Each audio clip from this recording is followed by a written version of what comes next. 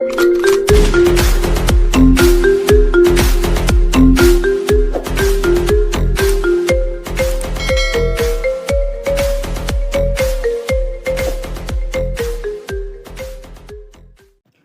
Friends, आज की इस वीडियो में हम लोग संस्कृत के क्लास 10th के चैप्टर नंबर 2 पाटलिपुत्र वैभव के VVI सब्जेक्टिव क्वेश्चन को पढ़ने वाले हैं, जो आपसे मैट्रिक बोर्ड एग्जाम में हर एक साल पूछे जाते हैं।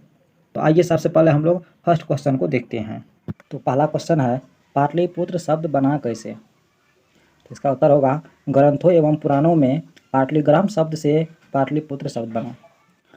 पाटलिग्राम शब्द से जो है दोस्तों पाटलिपुत्र शब्द बना। प्राचीन काल से पाटलिपुत्र का दूसरा नाम पुष्पर कुसुमपुर प्राप्त होता है।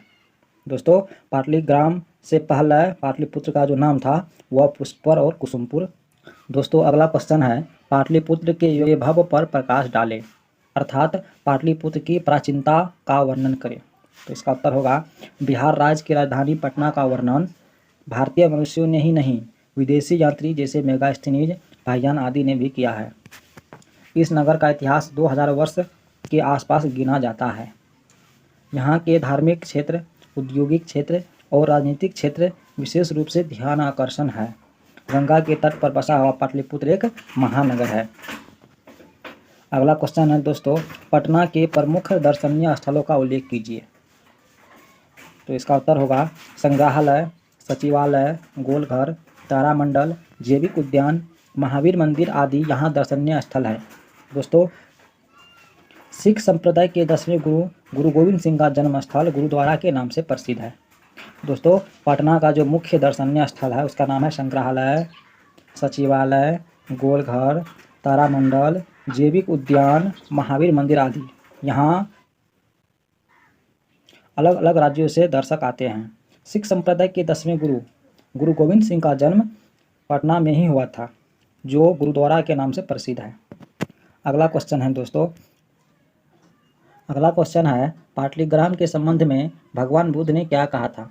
इसका उत्तर होगा, भगवान बुद्ध ने यह कहा था कि यह गांव महानगर होगा, किंतु आपसी झगड़ा, अगलगी और बाढ़ का भय से सदैव पीड़ित होता रहेगा।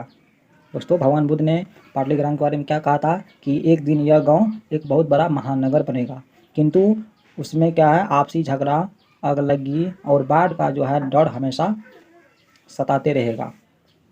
बुद्ध की कही यह बातें सत्य हो रही है। लोग आज भी आग और बाढ़ से प्रभावित हैं। अगला क्वेश्चन है दोस्तों, चंद्रगुप्त मौर्य के समय में पाटलिपुत्र की रक्षा व्यवस्था कैसी थी? इसका उत्तर होगा दोस्तों, चंद्रगुप्त मौर्य के समय में पाटलिपुत्र की रक्षा व्यवस्था अति उत्कृष्ट थी। अगला क्वेश्चन है, राजशेखर ने पटना के संबंध में क्या लिखा है? राजशेखर ने अपने काव्य मीमांसा में लिखा है कि पाटलिपुत्र शिक्षा का एक प्राचीन केंद्र था। यहाँ अनेक संस्कृत विद्वान हुए हैं। यहाँ पन्नी, पतंजलि, पिंगल आदि की परीक्षा ली गई थी। दोस्तों राजशेखर ने अपनी काव्य मीमांसा जो बुक है उसमें लिखा है कि पाटलिपुत्र शिक्षा का एक प्राचीन केंद्र था। यहाँ अनेक संस्कृत विद्वान हुए हैं, जैसे पन्नी। दोस्तों संस्कृत के पिता पन्नी को कहा जाता है। पतंजलि, पिंगल आदि सारे जितने भी संस्कृत विद्वान हुए थे उनकी परीक्षा यहीं ली गई थी। अगला क्वेश्चन है दोस्तों, अगला क्वेश्चन है, कौन कौन से विदेशी यात्री पटना आए थे? तो दोस्तों पटना आने वाले जो विदेशी यात्री थे उसका नाम था मेगास्थनीज, जो यूनान के राजदूत थे। दूसरा है फाहियान, जो चीन के यात्री थे। तीसरा है हुएनसांग, यह भी चीन के यात्री थे। इतिसिंग, और यह भी चीन के यात्री थे। दोस्तों पटना आने वाले जो विदेशी यात्री थे ये मेगास्थनीज, फाहियान, हुएनसांग और इतिसिंग थे। अगला क्वेश्चन है दोस्तों, पाटलिपुत्र के प्राचीन महोत्सव का वर्णन करें। दोस्तों पाटलिपुत्र का जो प्राचीन काल के जो पर्व थे, त्यौहार थे, उसके बारे में हमें वर्णन करना है। पाटलिपुत्र में शरद काल में कौमुदी महोत्सव बड़ी धूमधाम से मनाया जाता था। इस समारोह का विशेष प्रचलन गुप्त वंश के शासन काल में था।